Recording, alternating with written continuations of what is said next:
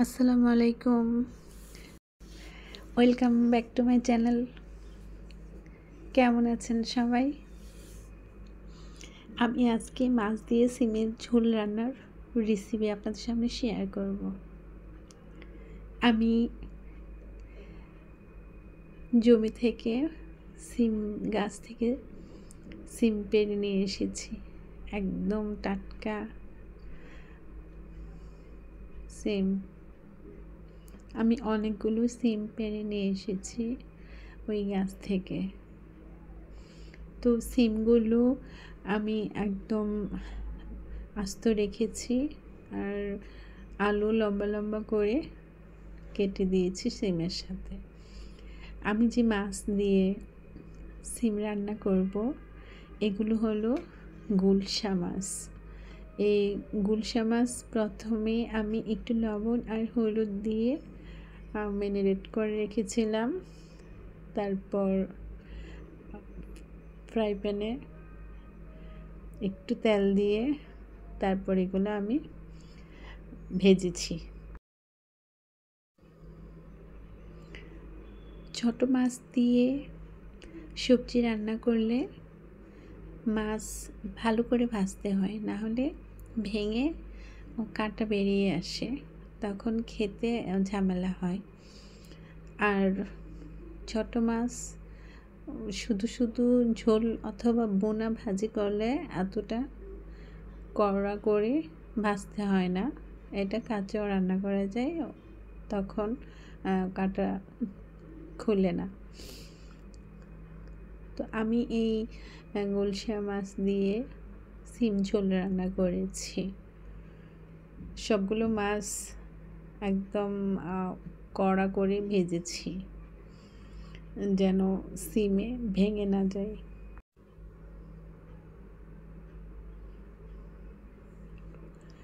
আমার সবগুলো মাছ ভাজা হয়ে গেছে।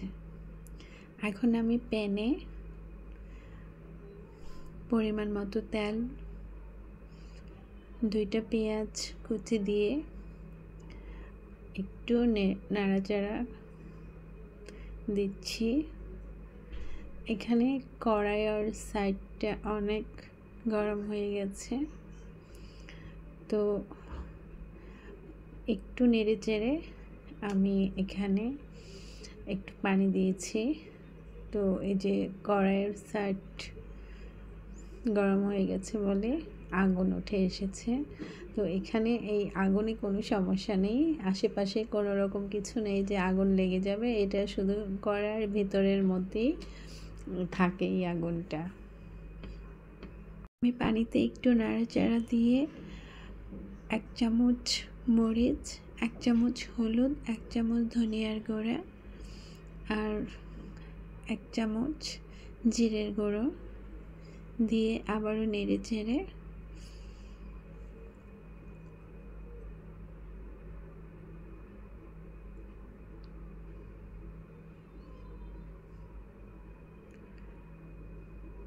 এক চামচ রসুন বাটা, 1 চামচ আদা বাটা দিয়েছি।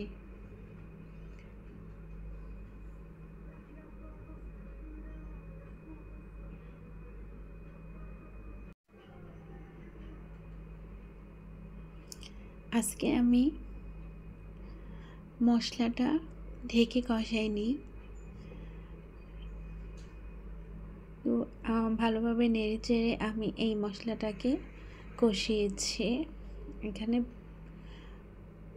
পরিমাণ মতো লবণ দিয়েছি, দিয়ে আবারও একটু নেড়ে চেড়ে আমি এই সিম, আলু, ধুয়ে রাখা সবজি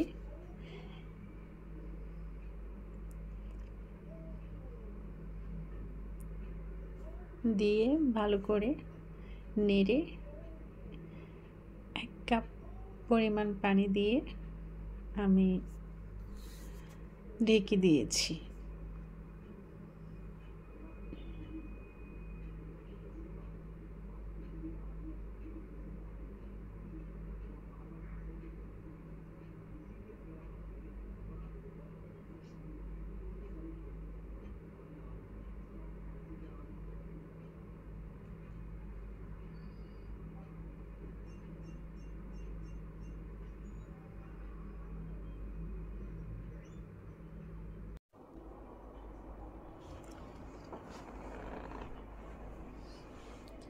আমার রেসিপির মাঝখানে আমি একটা করে প্রতিদিন টিপস দিই। আমার আজকের টিপস,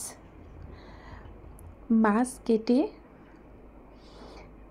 একটা ধোয়া দিয়ে এটা প্রথমবার ধুয়ে একদম মাছগুলো গোল করে ভারী পলিথিনে মুড়ে ফ্রিজে রেখে দিলে 1 মাস পর 2 মাস পর খুলে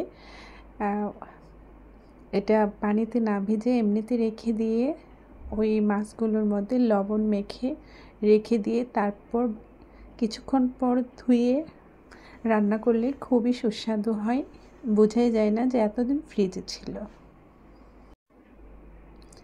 আপনারা যে কোনো মাছ এভাবে একদম গোল করে মোটা পলিথিনে মুড়ে রেখে দেবেন। একদম ভালো করে ধুয়ে রাখবেন না, শুধু একটা ধোয়া দিয়ে রেখে দেবেন, পরে বের করে ভালো করে ধুয়ে নেবেন। এভাবে রাখলে মাছের স্বাদ থাকে, খেতে অনেক ভালো লাগে। তো আমার সিম আলুর ঝোল কষানো হয়ে গেছে, এখন আমি মাছগুলো দিচ্ছি।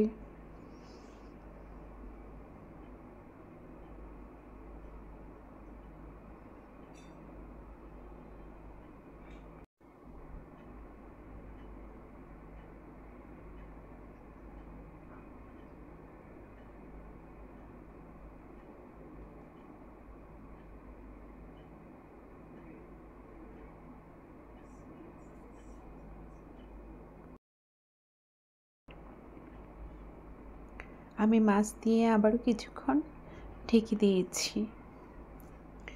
এবার ঢাকনা উঠিয়ে একটু নেড়ে চেড়ে এই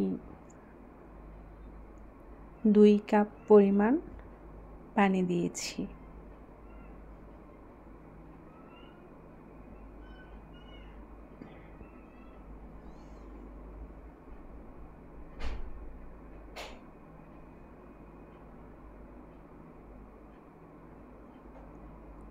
দুই কাপ পরিমাণ পানি দিয়ে আমি আবারও একটু নেড়ে চেড়ে ঢেকে দিয়েছি।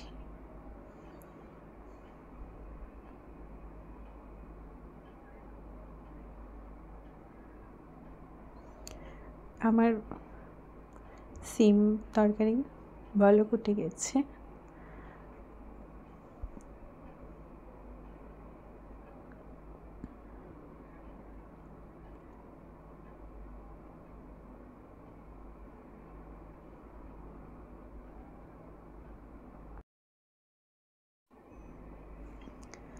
যে কোনো ঝোলের তরকারি ভালো করে জাল করতে হয়, না হলে খেতে ভালো লাগে না।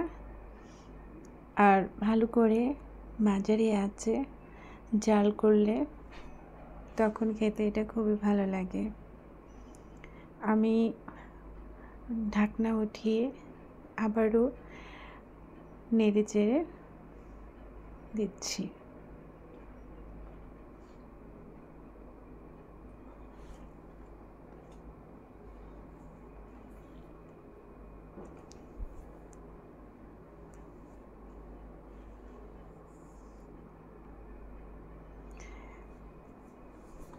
আমার এই সিম ঝোল প্রায় হয়ে এসেছে। এখন আমি কাঁচামরিচ ফালি দিয়েছি আর ধনিয়া পাতা দিয়েছি, দিয়ে আবারও কিছুক্ষণের জন্য ঢেকে দিয়েছি। আজ এই পর্যন্তই, ভালো থাকেন, আল্লাহ হাফেজ।